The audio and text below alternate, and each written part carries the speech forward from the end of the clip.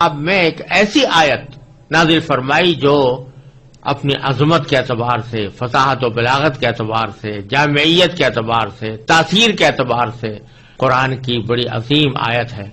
اور اس کو آیت الکرسی کہا جاتا ہے۔ اور اس میں یہ بات بھی صراحت کے ساتھ کہہ دی گئی ہے کہ اللہ تعالیٰ کی بارگاہ میں کسی کی سفارش نہیں چلتی سوائے اس کے کہ اللہ تعالیٰ خود ہی کسی کو اجازت دے دے یا حکم دے کہ تم سفارش کرو، تو بے شک پھر اس کی سفارش اللہ تعالیٰ قبول فرما لیتے ہیں۔ لیکن جو اللہ تعالیٰ کی مرضی کے بغیر خود اپنی خواہش اور اپنی مرضی کے مطابق کوئی آدمی جا کر سفارش کرنے لگے تو اللہ تعالیٰ کے ہاں اس سفارش کا کوئی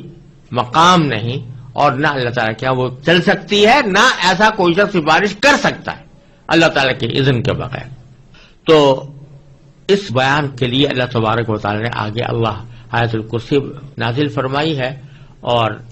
بعض احادیث کے اندر آیا ہے کہ یہ قرآن کریم کی عظیم ترین آیت ہے۔ اللہ تبارک و تعالیٰ نے قرآن عظیم سب سے زیادہ عظمت والی آیت یہ نازل فرمائی ہے۔ اور حضرت ابو ہریرہ رضی اللہ تعالیٰ عنہ کی ایک روایت میں رسول کریم صلی اللہ علیہ وسلم کا یہ ارشاد منقول ہے کہ سورہ بقرہ میں ایک آیت ہے جو سیدۃ آیات القرآن ہے، یعنی قرآن کریم کی آیات کی سردار ہے، اور اس میں یہ بھی مذکور ہے کہ جس گھر میں وہ پڑھی جائے شیطان اس سے نکل جاتا ہے۔ اور سنن نسائی کی ایک روایت میں ہے کہ رسول اللہ صلی اللہ علیہ وسلم نے ارشاد فرمایا کہ جو شخص ہر نماز فرض کے بعد آیت الکرسی پڑھا کرے تو اس کو جنت میں داخل ہونے کے لیے